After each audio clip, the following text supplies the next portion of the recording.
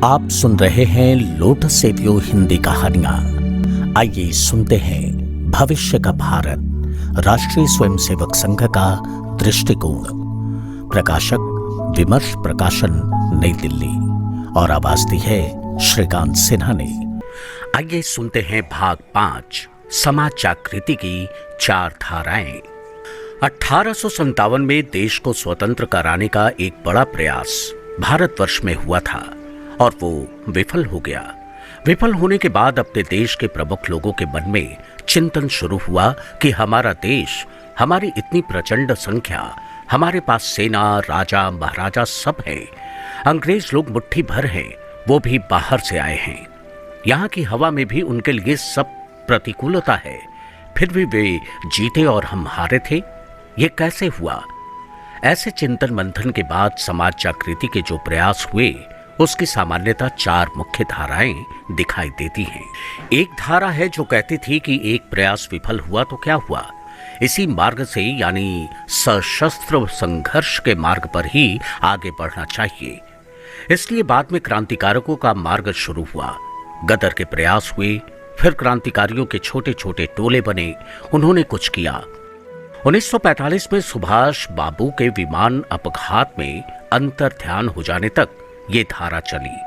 उस धारा ने देश के लिए अपना सर्वस्व न्यौछावर करने वाले अनेक महापुरुष हमको दिए।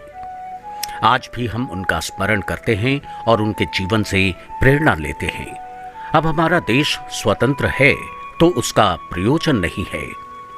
दूसरी धारा ये निकली कि अपने देश के लोगों में राजनैतिक समझदारी कम है, सत्ता किसकी है, इसका क्या महत्व है, लोग कम जानते हैं। अपने देश के लोगों की राजनैतिक जागृति करनी चाहिए और इसलिए कांग्रेस के रूप में एक बड़ा आंदोलन सारे देश में खड़ा हुआ। उसमें भी अनेक सर्वस्व त्यागी महापुरुष, जिनकी प्रेरणा आज भी हमारे जीवन की प्रेरणा के रूप में काम करती है, पैदा हुए और देश के सर्वमान्य व्यक्ति को स्वतंत्रता के लिए रास्ते पर लाकर खड़ा करने का काम उस धारा ने किया। अपनी स्वतंत्रता प्राप्ति में उस धारा का एक बड़ा योगदान है। देश का जीवन आगे चलता है तो राजनीति होती है, आज भी चल रही है।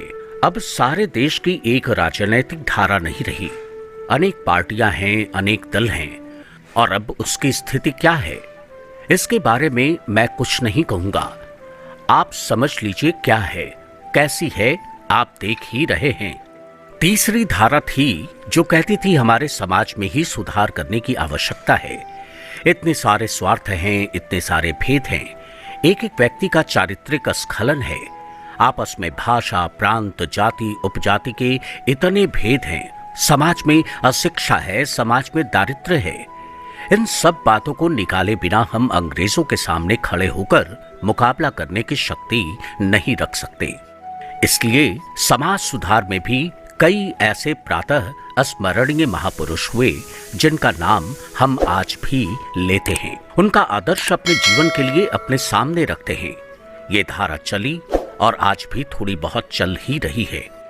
उन्होंने जो समाज सुधार सुझाए और कुछ मात्रा में समाज में परिवर्तन लाकर दिखाया, वहीं तक सीमित हो गया। सारे समाज के स्वभाव में, आचरण में वो परिवर्तन नहीं आया, उनके सपने अभी अधूरे हैं। चौथी धारा कहती थी कि देखो, अपने मूल पर वापस चलो। आर्य समाज के संस्थापक स्वामी दयानंद जी, रामकृष्ण परमहंस के शिष्य स्वामी विवेकानंद जी जैसे लोगों ने अपने मूल पर पक्का खड़ा होकर समाज से दारिद्र्य और अज्ञान भगाने के लिए सेवा करने का संदेश दिया। उस पर हम थोड़ी बहुत मात्रा में आज भी चल रहे हैं, लेकिन हमारे देश में जो समाज का गुणवत्तापूर्ण चित्र उपस्थित होना चाहिए था, वो नहीं हो सका। स्वतंत्रता के पहले नहीं हुआ और स्वतंत्रता के बाद आज के समय में जब हम बैठकर अपने देश को देखते हैं तो हम सबको इसकी आवश्यकता महसूस होती है। उस समय काम करने वाले और आज जो ऐसा काम कर रहे हैं अथवा कर चुके हैं, ऐसे लोगों ने कहीं ना कहीं बोलकर, लिखकर रखा है। श्री रविंद्रनाथ ठाकुर का स्वदेशी समाज नाम का बड़ा निबंध है। उसमें उन्होंने कहा है कि एकात्मता की जरूरत है, आपस में झगड़े नहीं चलेंगे और झगड़े का उपाय हमको मिल सकता है, क्योंकि हमारे पास सब विविधताओं को एक साथ चलाने का परंपरा से विचार है। संस्कृति है, परंतु ये परिवर्तन राजनीति में परिवर्तन होने के कारण नहीं आता। समाज में परिवर्तन होना चाहिए। समाज में परिवर्तन होगा तो समाज जीवन के सारे क्रियाकलाप अपने आप परिवर्तित हो जाएंगे। वहां से शुरू करके यहां तक नहीं पहुंचा जा सकता, यहां से शुरू करके वहां पहुंचना पड़ेगा। आगे वे कहते हैं कि इसके लिए नायक की आवश्यकता है जो शुद्ध चारित्र संपन्न है, समाज के सब लोगों के प्रति जो आत्मीय भाव से बरतता है और समाज के मन में उसके प्रति पूर्ण विश्वास है। ऐसे नायक को खड़ा करना पड़ेगा। उन्होंने एक वचन में कहा है, अपना इतना बड़ा विविधताओं से भरा हुआ देश है, मुझे लगता है कि जगह जगह ऐसे नायक चाहिए जिनके करने से समाज का आचरण और वातावरण बदलेगा, ऐसा उन्होंने कहा है। सर मानवेंद्र नाथ रॉय, जिन्होंने कम्युनिस्ट पार्टी की स्थापना की, बाद में वे रेडिकल ह्यूमनिस्ट बने। उन्होंने अपने जीवन का एक दस्तावेज के रूप में द रेडिकल ह्यूमनिज्म नाम का ग्रंथ लिखा। वो आपने देखा होगा या जरूर देखिए। उसके अंतिम प्रकरणों में वे एक निष्कर्ष बताते हैं।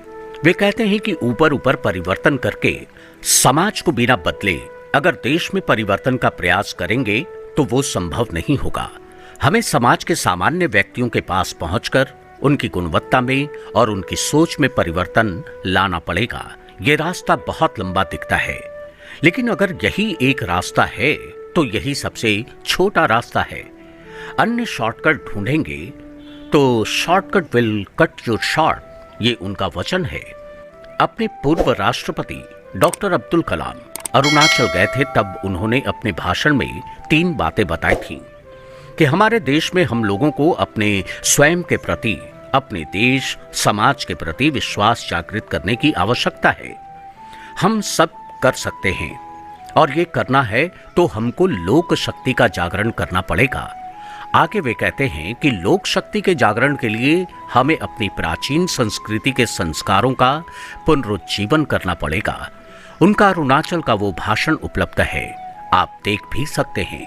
उनकी पुस्तकों में सर्वत्र कहीं ना कहीं ऐसी बातें आ जाती हैं। अमूल जिनके कारण बना, अभी हाल ही में जिनका देहांत हुआ, डॉक्टर वर्गीज कुरियन, उन्होंने अपने आत्मचरित्र आई टू हैड ए ड्रीम में लिखा है कि केवल शासकीय व्यवस्थाओं पर निर्भर रहकर सामान्य समाज की उपेक्षा करने का ये क्रम ऐसे ही चलता रहा तो देश में कोई बड़ा काम होना संभव नहीं है। हमको समाज को शिक्षित करना पड़ेगा, उसको ऊपर उठाना पड़ेगा, उसके बल पर सारे प्रयास यशस्वी होंगे। ये एपिसोड आपको कैसा लगा कमेंट्स के माध्यम से जरूर बताइए और अगली कड़ी में सुनिए डॉक्टर जी का सर्वतोमुखी संपर्क संबंध।